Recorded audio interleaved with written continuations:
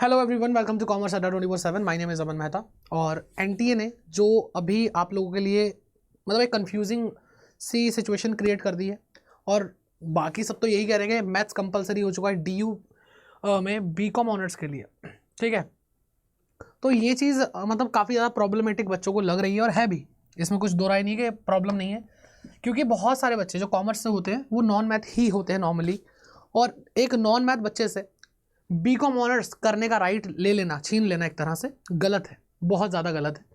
और ये चीज़ क्या कहते हैं बच्चों में बहुत ज़्यादा, क्योंकि वो पूरे साल भर पढ़ाई कर रहे हैं, तैयारी कर रहे हैं, अकाउंटेंसी कर रहे हैं, क्योंकि मैथ और अकाउंटेंसी में से एक कंपलसरी था, लेकिन अब मैथ्स को कंपलसरी कर दिया गया है। जो डॉक्यूमेंट उसने जो नोटिफिकेशन इशू किया है, जो यहाँ पे आपको दिखाई दे रहा होगा, उन्होंने एक मैपिंग ऑफ सेंट्रल यूनिवर्सिटी करके एक नोटिफिकेशन पूरा निकाला है, एक डॉक्यूमेंट है हमारे पास, जिसको देख करके बच्चे काफ़ी ज़्यादा पैनिक है। ठीक है, और यहाँ पर देखोगे आप तो आपको सारी यूनिवर्सिटीज़ के नाम दिखाई देंगे।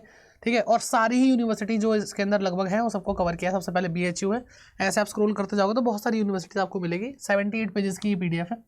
तो यहाँ पर आपको जाना है 68 नंबर पेज पे। ठीक है, 68 नंबर पेज पे यहाँ पे आपको दिखाई देगा कि 46 नंबर पे आता है क्या बेटा, यूनिवर्सिटी ऑफ दिल्ली। ठीक है, तो थोड़ा सा आगे स्क्रॉल करोगे 75 पेज तक जाओगे तो आपको बीकॉम ऑनर्स के बारे में यहाँ पे दिखाई देगा। ठीक है बेटा, बीकॉम ऑनर्स। अब ये चीज़ बहुत ज़्यादा बच्चों को मतलब डरा रही है। कई बच्चे मतलब बहुत ज़्यादा कह सकते हैं सदमे में है, जो कि कोई भी इंसान होगा, और बहुत सारे बच्चों का फोकस हट चुका है कि भाई अब क्या करें, जितना मेहनत करी सब खराब हो गई है। लेकिन बेटा इस चीज़ को अगर आप ध्यान से देखोगे तो कुछ चीज़ें आपको समझ में आएंगी। यहाँ पे देखो लैंग्वेज क्या यूज़ की है, लैंग्वेज का एरर है। ठीक है, एंड मैं ये नहीं कह रहा कि मैथ कंपलसरी हुई है या नहीं हुई है, लेकिन इस डॉक्यूमेंट के अकॉर्डिंग लैंग्वेज का बहुत तगड़ा एरर है। और अगर मैथ कंपलसरी हुई है तब भी एनटीए को रिकंसिडर करना पड़ेगा, जो भी उनका ये फैसला है, क्योंकि ये चीज़ कहीं से कहीं तक सही नहीं है, ये क्लियरली इनजस्टिस है। ठीक है, तो candidate must appear in CUET in any, बेटा ये जो वर्ड आपको दिखाई दे रहा है ना, एनी, यहां पे सारा खेल पलट गया।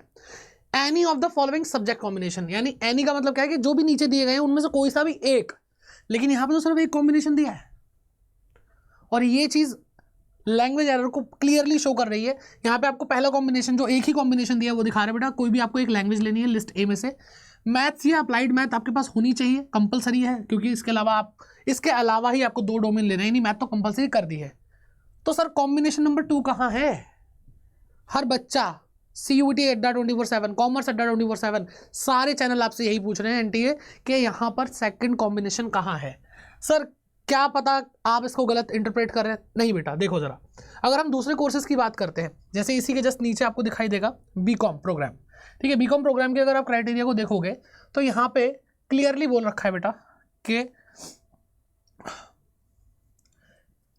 यहाँ पे वो एनी वर्ड का यूज किया गया है कि candidate must appear in CUET in any of the following subject combination. तो यहाँ पे कॉम्बिनेशन नंबर 1 भी है, कॉम्बिनेशन नंबर 2 भी है, तभी तो इन दोनों में से एक यानी एनी हम कॉम्बिनेशन चूज कर पाएंगे। ठीक है सर, क्या पता कॉम्बिनेशन एक ही हो। ठीक है, तो बेटा अभी और आगे देख लेते हैं बेटा, आपको एक और दिखाता हूं मैं। देखो यहाँ पे BSc program physical science with electronics. ठीक है, ये एक ऐसा एक मिनट, यहाँ पे हम वो कोर्स की एलिजिबिलिटी देख रहे हैं, यहाँ पे एक ही कॉम्बिनेशन है, वहाँ पे लैंग्वेज क्या यूज़ की गई है। तो बेटा यहाँ पर अगर आप देखोगे तो यहाँ पे क्लियरली बोला है कि candidate must appear in CUET in the following subject combination, यानी यहाँ पे सीधा बोल दे जो नीचे लिखा है कॉम्बिनेशन वो आपको फॉलो करना है। एनी कॉम्बिनेशन बोल ही नहीं सकते क्योंकि एक ही है, और जहां पर एक ही कॉम्बिनेशन है वहां पे कॉम्बिनेशन नंबर 1 लिखा भी नहीं है। कहां पे लिखा है बेटा? कॉम्बिनेशन 1 कहां लिखा है? क्योंकि कॉम्बिनेशन 1 लिखने का मतलब है कि 2 भी होगा, 3 भी हो सकता है। तो यहाँ पे लैंग्वेज का एरर क्लियरली दिखाई दे रहा है। ये CUET का जो नोटिफिकेशन आया है, जो ये PDF आपको डॉक्यूमेंट दिखाई जा रहा है, ये CUET की तरफ से ही, और सारा जो भी लिखा हो उन्होंने ही भेजा है।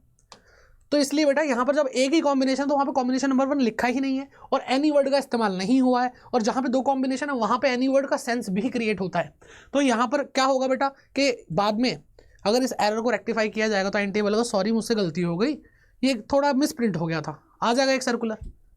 लेकिन आपने क्या करा? आपने पैनिक किया, आपने अपनी पढ़ाई पे ध्यान हटा दिया, पढ़ाई रोक दी कि अब तो कुछ नहीं बचा। बहुत सारे बच्चे मुझे मेल कर रहे हैं, बहुत सारे बच्चे मुझे DM कर रहे हैं, कहीं से कनेक्ट कर रहे हैं मुझसे, और बस ये कह रहे हैं सर कुछ नहीं बचा। तो बेटा यही टाइम है जहां पर आपको हिम्मत दिखा करके अपने बाकी सारे सब्जेक्ट को तैयार करना है। ठीक है, आपको लग रहा है मैथ्स या अकाउंटेंसी में इशू है, बाकी सब्जेक्ट तो पढ़ लो बेटा, ये ठीक होगा। और अगर ये फाइनल फैसला है एनटीए की तरफ से, तो बेटा अड्डा 24/7 की टीम आप लोगों के साथ है। यहाँ पे आपको कमेंट सेक्शन में और आपको डिस्क्रिप्शन में एक फॉर्म मिल जाएगा जहाँ पे आपको फीडबैक देने का मौका मिल रहा है। उस फीडबैक को हम एनटीए तक पहुँचाएंगे, तो उस फीडबैक फॉर्म को ज़रूर भरिए, ठीक है। और हिम्मत रख के पढ़ाई करते रहिए। जो बच्चे अभी भी जुड़ के पढ़ रहे हैं बेटा, ठीक है, और जिन्होंने अभी क्लासेस नहीं लिया, वो चाहे तो हमारे साथ जुड़ के अपने क्लासेस को कंप्लीट कर सकते हैं, क्योंकि बहुत सारे चेंजेस आए हैं, तो लेटेस्ट सिलेबस के हिसाब से आपको पढ़ाया जा रहा है, ठीक है। अड्डा 24/7 ऐप डाउनलोड कीजिए, आप अड्डा 24/7 की वेबसाइट पे जाइए, जो भी लेटेस्ट बैच है उसमें एनरोल कर सकते हैं कॉमर्स के लिए Y550, जिससे आपको मैक्सिमम डिस्काउंट मिल जाएगा, ठीक है। चलो, आपको जैसे भी पढ़ना, बस एक ही बात ध्यान रखें, इस टाइम पैनिक नहीं करना है, इस टाइम पढ़ाई करनी है। बाकी कमेंट सेक्शन आपके लिए ओपन है, अपने जो भी प्रॉब्लम्स है शेयर कीजिए, उस पर आपको बिल्कुल सॉल्यूशन मिलेगा। थैंक यू सो मच, पढ़ते रहो।